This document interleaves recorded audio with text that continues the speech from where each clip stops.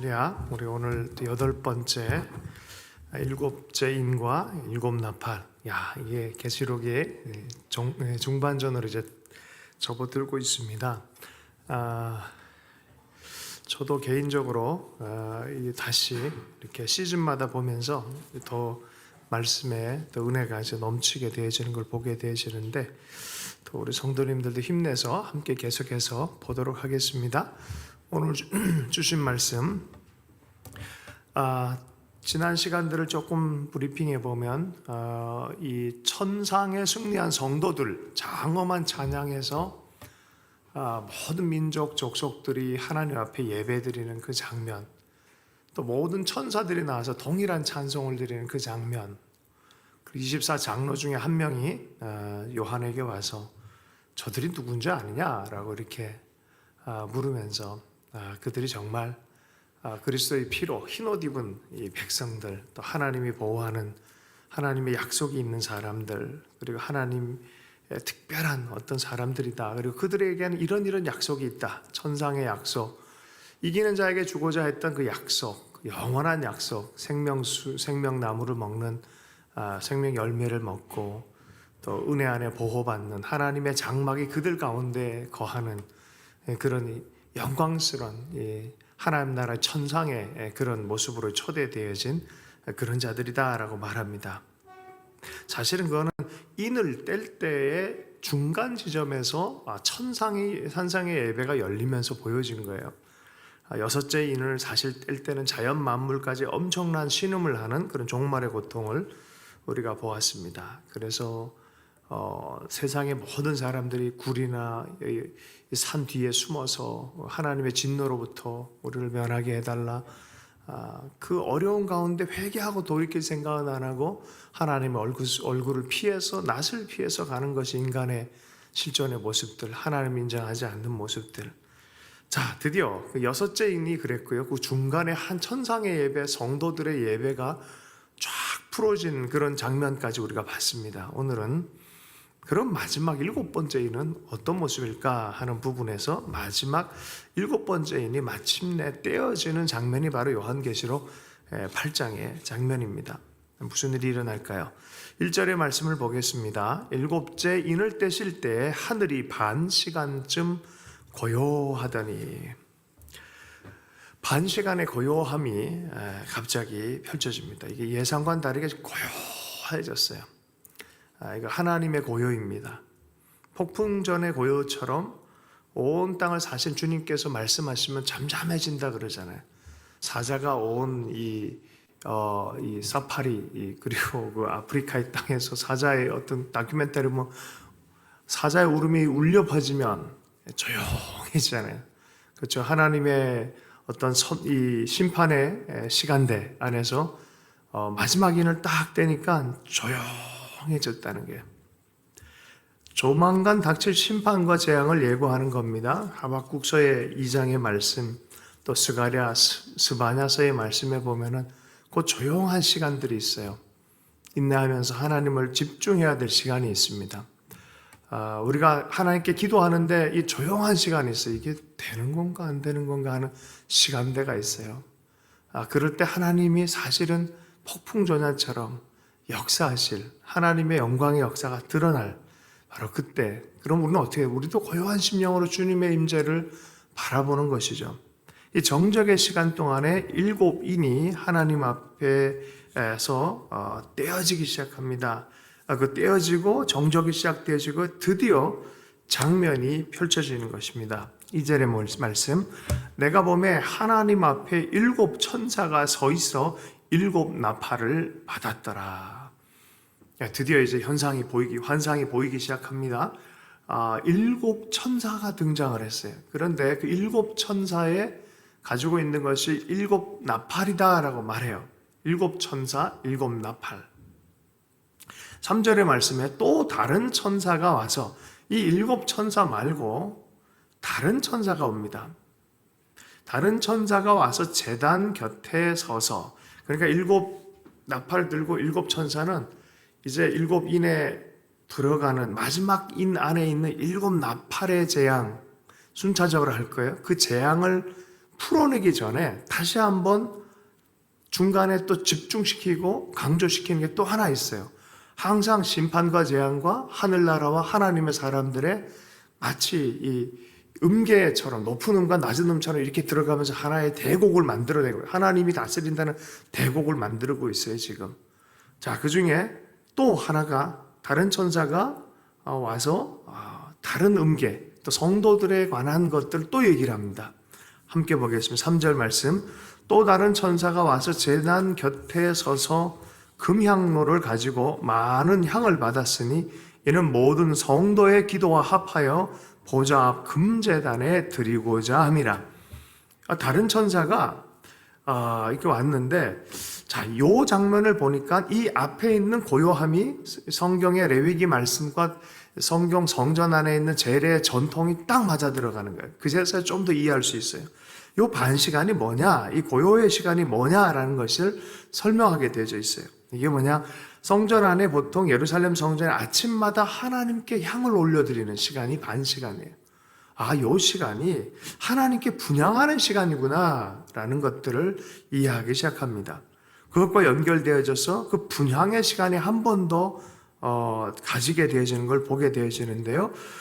자, 금향로를 가지고 많은 향을 받았으니, 금향로, 여러분 동방종교에서 사제들이 이렇게 뭔가 향을 뿌리는 사람들 볼 거예요. 보면 향로를 갖고 있고 그 안에 어떤 이 향 재료가 있어요.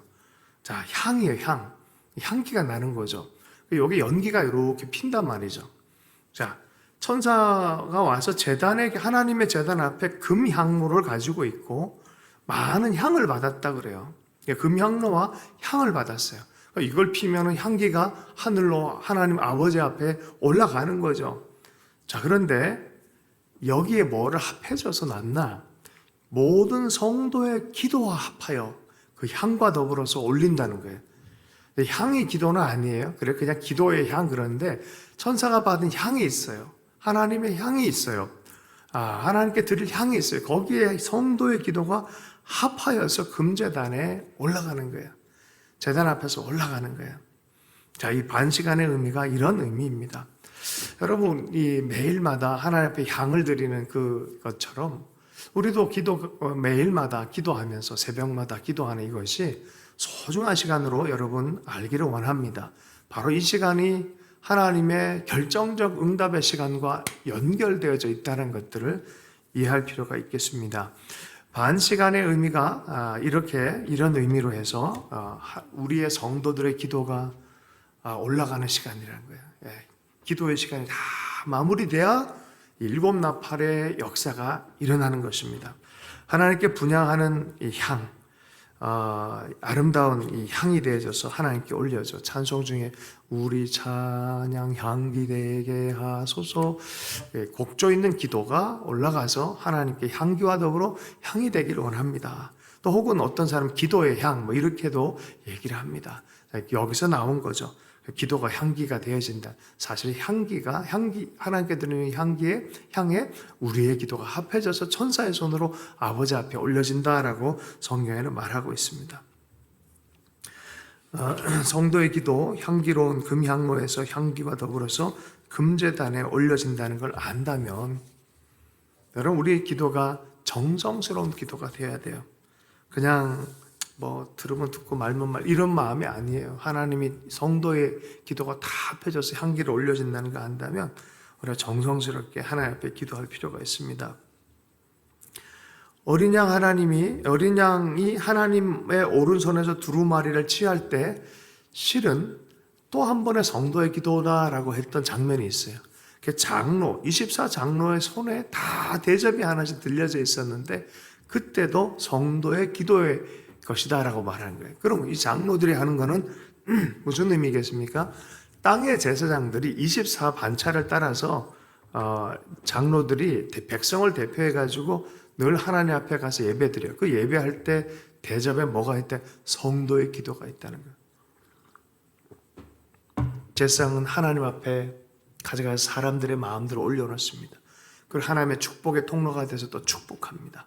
그 사람들 돌보는 그런 축복이 있습니다. 축복권이 있어요. 그러니까 제사장이 이 위에 있는 장로 24 장로는 밑에 있는 24 반열을 따라 있던 제상의 그런 모형과 연합되어 있죠. 그 천국에 있는 이 장로들이 24 반차를 따라서 이 성도들의 향을 가지고 예배를 드리는 거죠. 하나님 앞에 나가서 예배 드리는 거죠. 또 그런 의미에서 기도는 이제 교회는 늘 기도하는 공동체, 이 대제상적 공동체가 돼야 돼요. 늘 하나님 앞에 올려드리는 거죠. 또 혼자 할 수 없으니까 이제 체인으로 하기도 하고 시간을 이렇게 정해서 하기도 하고 그렇지만 교회 안에서는 계속 쉼 없이 하나님 앞에 기도가 올려지는 거죠.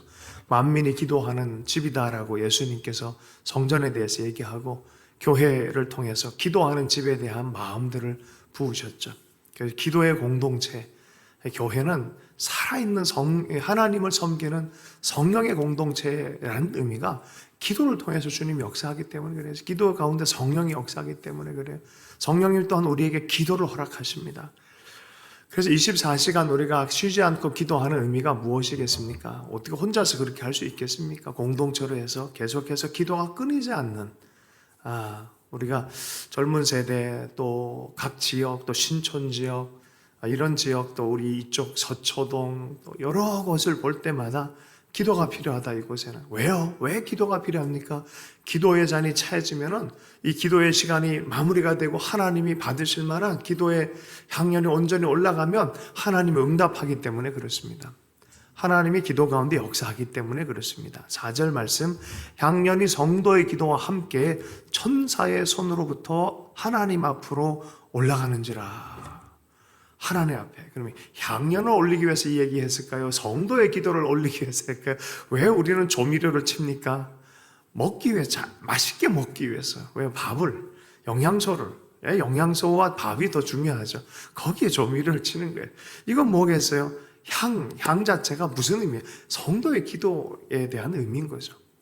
자, 그래서 하나님이 이 성도의 기도, 때로는 참 별별 기도 다 있잖아요. 근데 하나님이 이 모든 것을 그리스도의 이름으로 다 받으시고 다 취하시고 하나님 앞에 올라가는 중보의 시간으로 삼으시는 거죠. 천사의 손으로 하나님 앞에 올라간 기도향, 무슨 일이 벌어집니까? 5절 말씀을 보겠습니다. 천사가 향로를 가지고 제단에 불을 담아다가 땅에 쏟음에 우레와 음성과 번개와 지진이 나려다. 보세요. 드디어 이 향이 하나님 앞에 온전히 올라갔을 때 그 다음에 하는 게 천사가 향로를 가지고 제단에 불을 담아다가 땅에 쏟는 거예요. 여러분, 기도는 어떻게 됐어요? 향과 더불어 하나님께 올라갔어요, 이미. 기도는 향과 더불어 하나님께 올라갔고요. 그럼 이 향로가 남았잖아요, 이게. 천사가 올라간 걸 보고 나서, 기도가 올라간 걸 보고 나서 드디어 때가 됐구나 싶어서 제단에 불을 담아다 땅에 쏟는 거예요. 쏟으니까 우레와 음성과 번개와 지진이 나더라. 하나님의 신적인 역사에 드디어 시작이 됩니다. 드디어 이제는 이 땅, 이제 신호가 난 거예요. 이것이 신호예요. 이제 나팔의 신호가 딱 떨어진 거예요. 번개와 지진과 음성이 들리기 시작하는 거죠. 성도의 기도의 응답이 거대한 심판으로 나타나기 시작하는 것입니다. 6장에 보면은 순교자들의 영혼이 하나님께 언제까지 그러십니까? 언제까지 조금만 참으라 라고 말했는데 드디어 그 피를 갚아달라는 그 기도, 공의를 회복해달라는 그 기도에, 그 탄원의 기도에 드디어 응답하기 시작하는 겁니다. 우리 일곱 천사가 드디어 나팔을 불고 이 나팔은 정확한 심판으로 나타나기 시작하는 거예요. 자, 이게 일곱 나팔을 부는 천사에 시작합니다. 그 쏟아지는 게 신호예요. 이젠 됐다고 싹 쏟으니까 지진이 나고 번개가 떨어지고 음성이 들리기 시작하고 그리고 드디어 이제 가는 거죠. 보세요. 앞에서는 앞부분에서 계속 성도의 환란이에요. 성도의 환란, 순교 이런 부분이에요. 이제 이 포인트로부터 역전 포인트가 나타나는 거예요. 이제는 제국과 세상의 악들이 심판당하는 이 포인트부터는 이제는 하나님의 온전한 심판이 나타나고 주님의 승리의 역사들을 구체화해가는 과정입니다. 6절에 일곱 나팔을 가진 일곱 천사가 나팔을 불기를 준비하더라. 여러분, 이 장면을 보면은 저는 이 장면이 곧바로 여호수아 장면이 딱 떠올랐어요. 7일 동안 일곱 제사장이 일곱 나팔을 불고 일곱 바퀴를 돌고 계속 7777이에요. 일곱 천사가 드디어 이제 차례로 부는 거예요. 마치 여리고성을 정복하는 그런 느낌이 듭니다. 기도 가운데 하나님은 이것을 행하십니다. 그 능력과 파워는 하나님께 있어요. 하나님의 수단의 방법은 성도들의 기도예요. 순교자들의 기도예요. 기도를 통해서 하나님이 이러한 일들을 하기 시작합니다. 기도에 대해서 조금 더 이 얘기를 하면 우리가 잘 아는 우리 조지 뮬러, 기도 그러면 조지 뮬러라고 그러지. 이반 로버츠, 또 기도의 사람 누굽니까? 그 기도 그러면 하여튼 기도에 관한 책을 쓰신 우리 귀한 분들의 그 과거에 하나님의 기도의 인물들로 역사 안에 주셔서 기도가 뭔지 보여주신 사람들이 꽤 많이 있어요. 그런 책들은 E.M. 바운즈, 저는 개인적으로 E.M. 바운즈 책을 좀 추천합니다. 아주 쉽고요, 실용적이면서 아주 깊습니다. E.M. 바운즈의 기도. 이런 분들의 책은 역사 안에 기도가 뭔지를 보여주려는 하나님의 종들이에요. 그런 책들, 리즈 하월즈 이런 책들은 깊이가 있어요. 기도가 이런 거구나라는 것들을 더 깊이 깨닫게 해줍니다. 자, 조지 뮬러는 5만 번의 기도를 응답받은 사람이에요. 어떻게 홀로 수천 명의 사람, 그것도 뭐 그렇게 훌륭한 사람이 아니었어요. 자기 고백적인 죄의 고백을 하면서 그 책이 시작되는데, 조지 뮬러 기도에 대한 책이 시작되어지는데 5만 번 기도에 응답받는 비결, 수천 명의 고아 아이들 먹여 살리고 평생을 무릎으로 살았던 정말 이런 사람들 때문에 페이스 미션이 나온 거예요. 왜냐하면 기도로 모든 것을 공급하고 하나님의 역사를 받기 때문에 우리가 정말 준비해야 될 건 기도의 태도구나라는 걸 알아버린 거예요. 그리고 나서 믿음으로 가라 그러면 기도하면서 가자라는 그런 페이스 미션의 분위기들이 이런 분위기 안에 나오는 거예요. 자, 조지 뮬러가 5만 번 응답받는 비결에 대해서 뭐 길게는 설명 못하고 짧게 얘기를 하면은 예수님만 의지하는 기도였어요. 예수님만 의지하는 기도. 내 이름으로 하는 기도에 응답한다. 예수의 이름으로 기도하는 것에 대한 확신이 있었고, 또 죄를 품으면 기도를 주님께서 못 받으신다는 장벽이 만들어지게 철저히 회개하고 회개가 동반된 기도, 깨끗한 기도. 세 번째는 약속을 믿는 기도였다는 거예요. 믿음이 없이는 주님께 나아가지 못하잖아요. 그가 계신 것 상주신이심을 믿어야 할지니란 히브리서 말씀처럼 하나님의 약속을 굳게 믿는 불태진의 기도, 물러서지 않는 그 믿음대로 될 거란 믿음이죠. 그리고 거기에 어떤 의미가 있습니까? 간절한 기도가 있어요. 그러면서 야고보서 5장 7절의 말씀처럼 엘리야 그 기도, 우리가 똑같은 성정의 사람 아니냐. 근데 엘리야의 기도에 모본이 또 나와 있어요. 어떤 기도입니까? 7번 가요 또. 7번 가서 기도해. 7번 가서. 그리고 뭐 보이느냐 또 기도하고 사환을 보내서 비가 오기를 기도하는 거예요. 근데 7번 보내요. 될 때까지 보내는 거예요. 근데 나중에는 조그만 구름이 됐다. 이제 하나님이 역사한다. 3년 반이 비가 안 내렸는데 구름이 생겼다. 이거 하나님이 드디어 역사하신다. 믿는 거죠. 할렐루야 하는 거예요. 여러분, 이러한 기도의 잔을 채우기를 원합니다. 우리가 기도할 때 영계가 움직이고 천사가 움직여요. 기도에 따라서, 말씀에 따라 실행할 때 우리가 비록 연약하게 보일지라도 하나님 나라에서 너무나 큰 역사가 일어나요. 순교자의 기도, 그 허약한 사람, 연약한 사람, 핍박받는 사람의 기도가 이런 세계적 심판의 역사를 만들어낼 거라 누가 생각했겠습니까? 아람 군대를 향해서 이렇게 죽나 저렇게 죽나 마찬가지, 선지자가 저런 예언을 했으니 말씀대로 한번 가보기나 하자라고 했던 문둥병자들, 그들이 움직일 때 하늘의 천사가 같이 움직여요. 천사가. 영계에서는 그런 의미를 갖고 있어요. 하나님의 뜻에 따라서 행하는 자들에게는 내 모양이 아니라 하나님의 뜻의 통로로 쓰임받는 영광스러운 걸 보기 시작합니다. 자, 어쨌든 성도들의 기도가 그런 강력한 천사들의 이제 응답의 역사에 안으로 들어왔어요. 첫 번째 재앙입니다. 7절 말씀을 함께 보겠습니다. 첫째 천사가 나팔을 부니 피 섞인 우박과 불이 나와서 땅에 쏟아지매 땅의 3분의 1이 타버리고 수목의 3분의 1도 타버리고 각종 푸른 풀도 타버렸더라. 피 섞인 우박과 불, 이 단순한 불이 아니죠. 무엇인가 죄에 대한 심판의 의미인 것이죠. 이 애굽의 출애굽에 대한 그 느낌과 이것이요 상당히 오버랩이 되어 있어요. 자, 더 읽어보면 비슷한 걸 알게 될 거예요. 이 처음에 피로 출애굽도 강물이 피로 변하죠. 그 다음에 개구리, 그 다음에 파리 재앙, 뭐 전염병 재앙, 가축의 재앙, 독종, 우박, 그렇죠. 메뚜기, 그 다음에 어둠, 뭐 이런 재앙들이 쫙 있었어요. 그러니까 상당히 흡사합니다. 우리 8절, 9절 말씀 함께 읽어보겠습니다. 둘째 천사가 나팔을 부니 불붙는 큰 산과 같은 것이 바다에 던져지매 바다의 3분의 1이 피가 되고 바다 가운데 생명 가진 피조물의 3분의 1이 죽고 배들의 3분의 1이 깨지더라. 불붙는 큰 산과 같은 것이 바다에 던져지매, 이건 예레미야서 51장의 말씀을 아는 사람이면 51장 25절에 동일하게 요 표현이 있어요. 산에 불이 붙어서 산이 뽑혀서 바다에 던져질 거다는 그런 표현들이 있어요. 여러분, 이게 뭐예요? 그거는 그때 당시 바벨론 멸망에 대한 예레미야의 환상이었어요. 예언이었어요. 그것처럼 이 당시에 바벨론은 로마였어요. 바벨론이 그렇게 되어진 것처럼 로마가 그렇게 뽑혀질 거다는 거죠. 실제로 바벨론의 산이 뽑혀졌나요? 이건 문학적인 수사이지만 멸망에 대한 표현이에요. 멸망할 거다라고 말하는 거죠. 그 세계의 힘들, 그 세계의 구조들 멸망할 것이다라고 말하는 거예요. 고대인들은 산이 뿌리가 있다 생각했어요. 그래서 거기에 뽑혀가지고 다 던져져서 바다에 던져지면 바다도 문제가 심각해지잖아요. 거기 해상 무역이나 이런 것도 다 망가지는 거예요. 그래서 뒷부분에 가면 무역하는 자들, 해상 이런 자들이 또 하나님의 심판 안에 들어갈 것이다 라는 말씀이 있습니다. 자, 셋째 천사 부분 보겠습니다. 10절, 11절 말씀을 함께 읽습니다. 시작. 셋째 천사가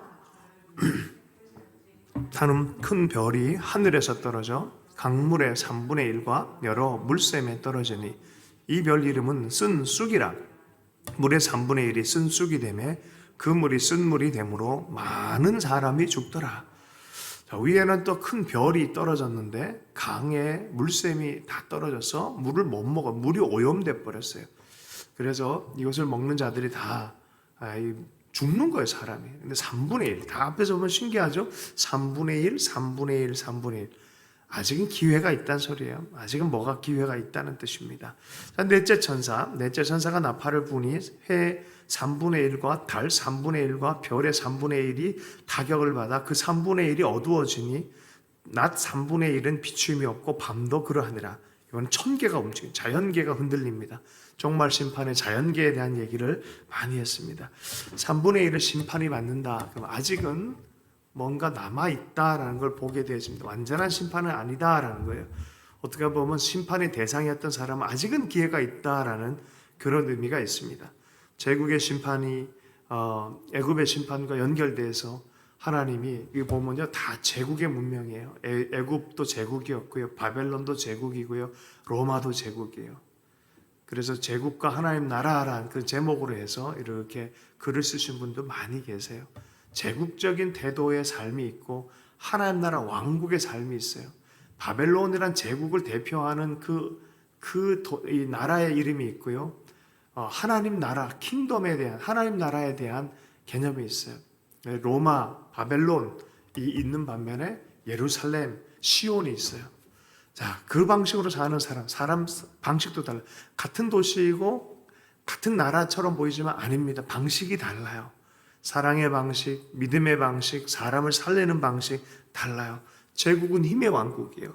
사람들을 억압하고 지배하고 그리고 자기 권리, 권세를 주장하고 하나님도 없다 하는 그런 문화를 만드는 것이고, 하나님 안에서 참된 권위 안에 사랑의 왕국을 만들어가는 것이 하나님 나라의 방식입니다.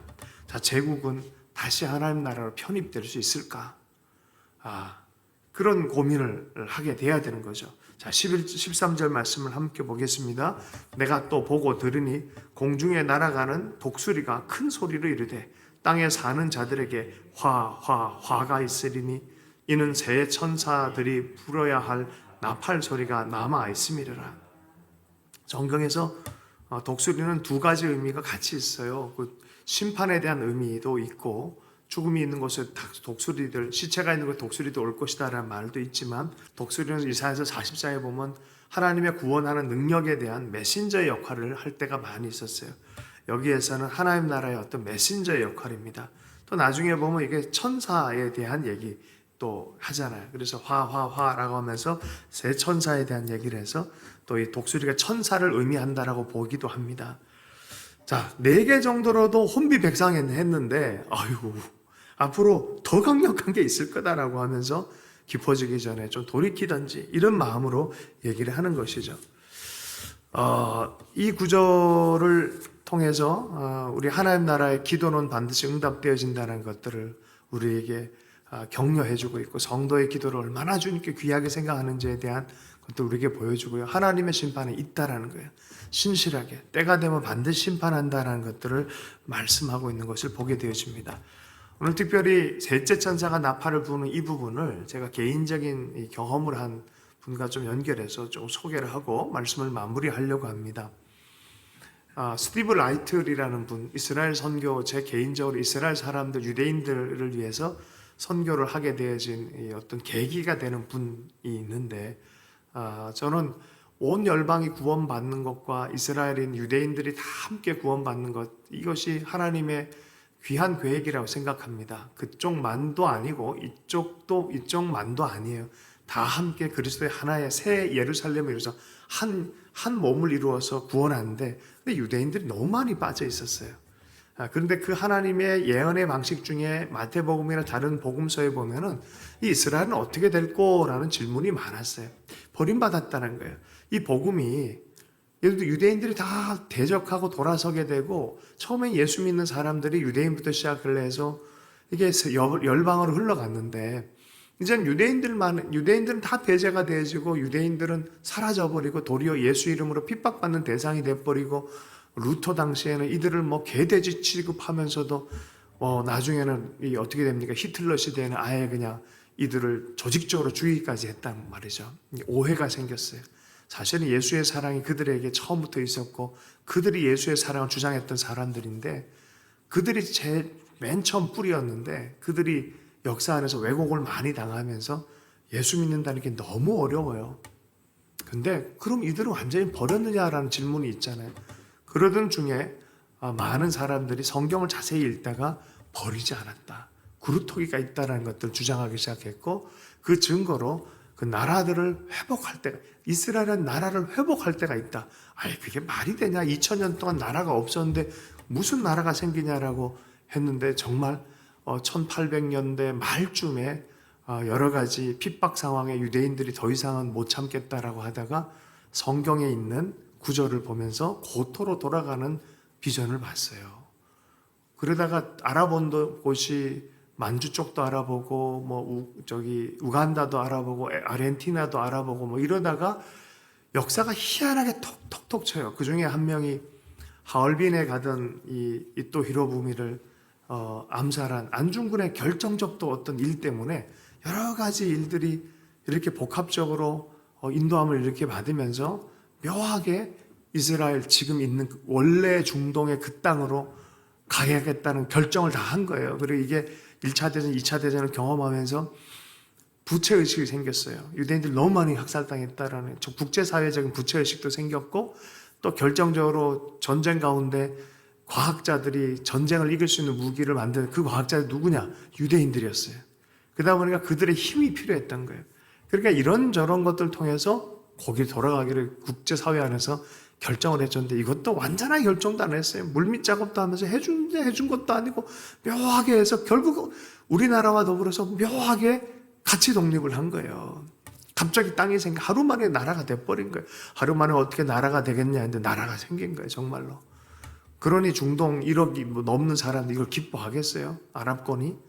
그러니 전쟁을 붙었어요. 야, 이거 끝났다. 조그만 신생 국가와 많은 나라들이 함께 전쟁을 하면 어떻게 이기겠냐라고 말하는 거죠. 말이 안 된다.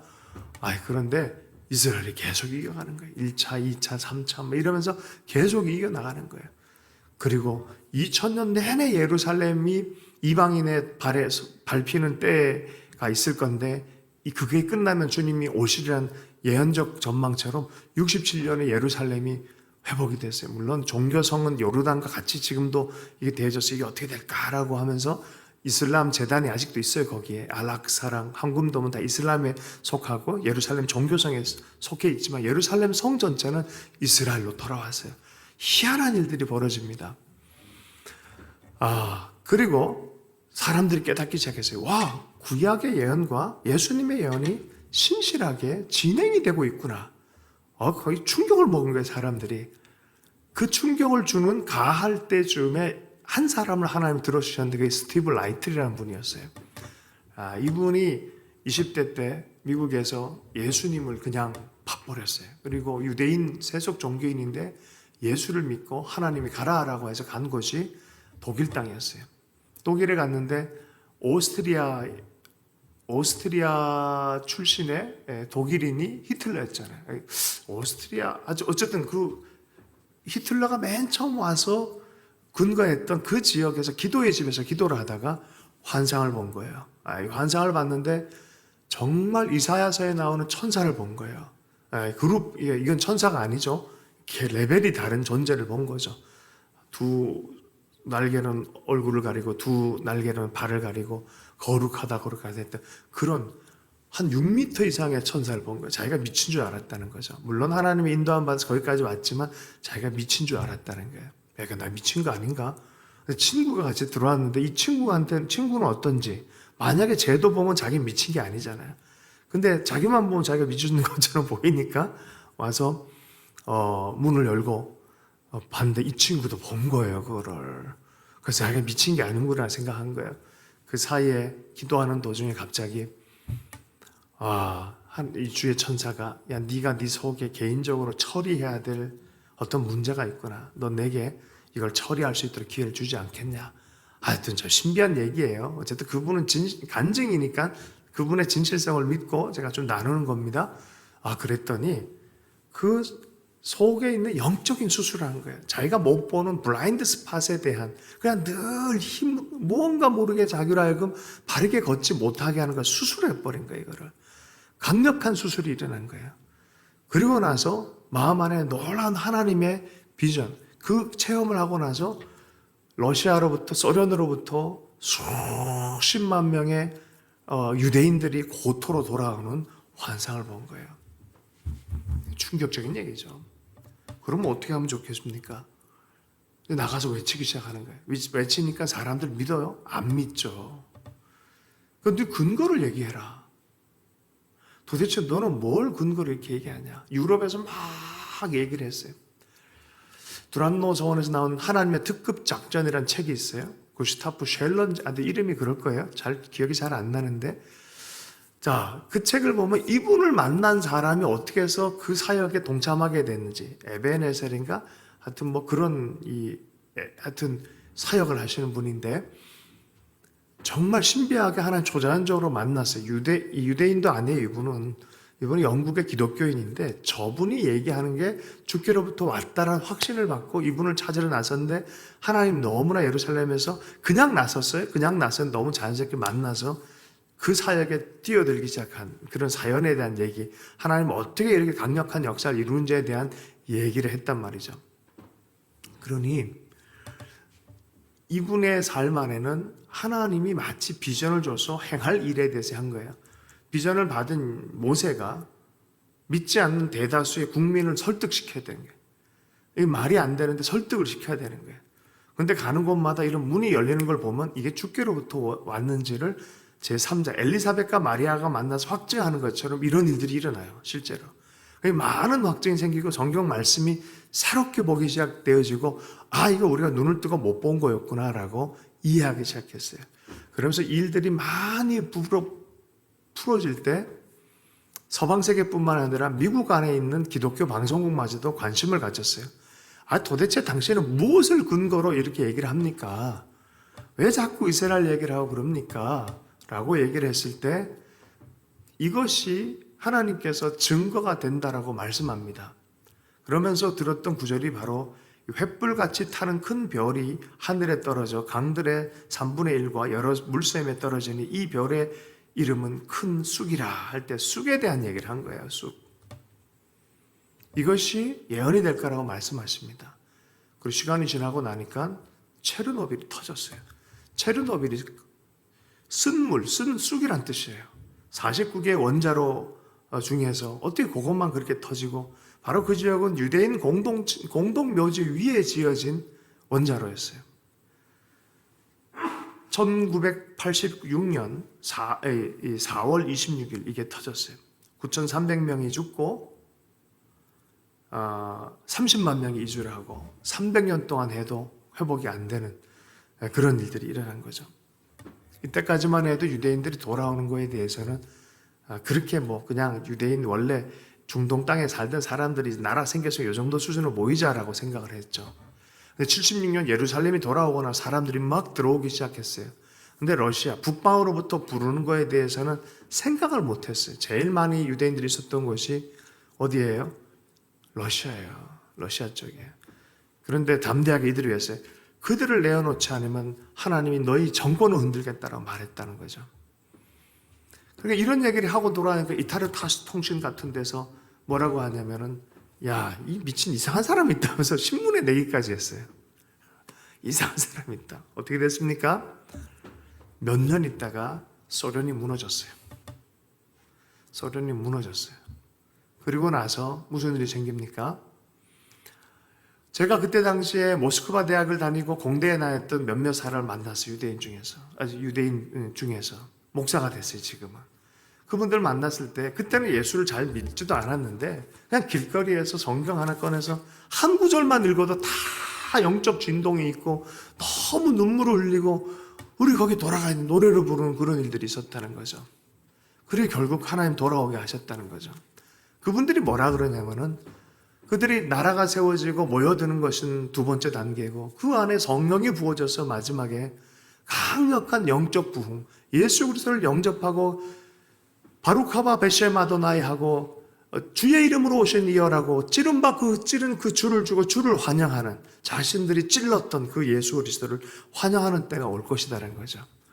지금도 예루살렘 내에서는 그런 일들을 열심히 하고 있는 주의 종들이 있습니다.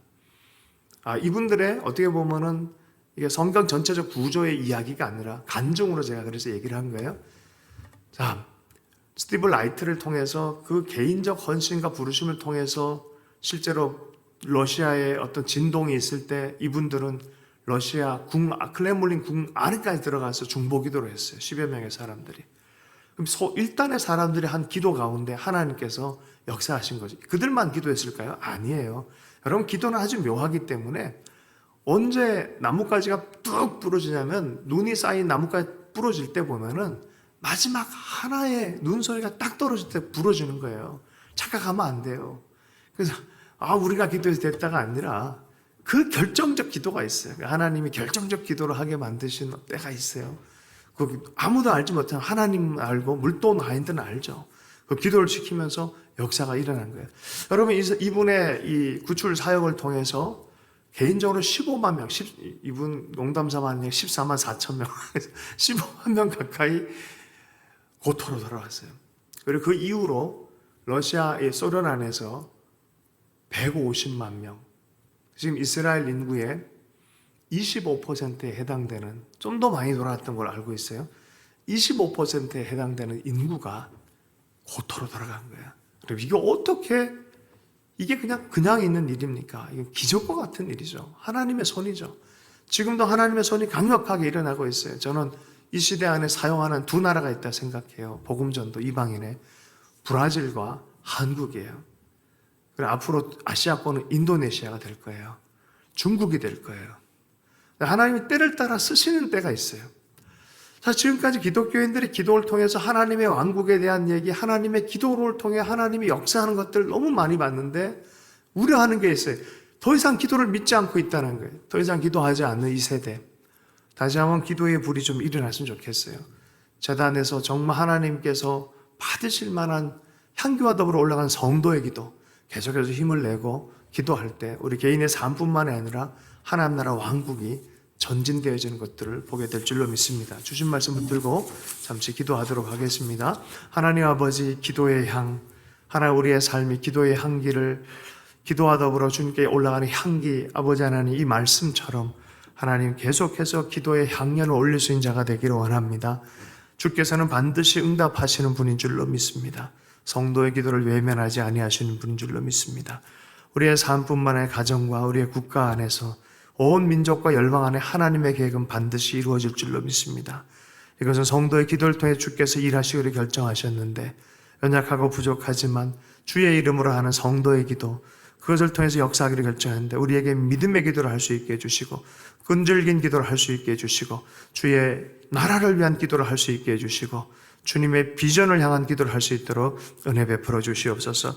놀라운 일을 행하실 주님을 기대합니다. 또 핫하우스 가운데 축복과 콜링에 대한 하나님의 비전과 약속을 주셨는데 하나님 기도 가운데 주님 마음껏 축복해 주시고 하나님의 부르심대로 달려갈 수 있도록 은혜를 베풀어 주시기를 간절히 기도합니다. 이 시간에도 놀라운 영적 승리가 있을 수 있도록 하나님 주께서 응답하셔서 역사하는 일들을 시작하여 주실 줄로 믿습니다. 주님 감사하며 예수님의 이름으로 축복하며 기도했습니다.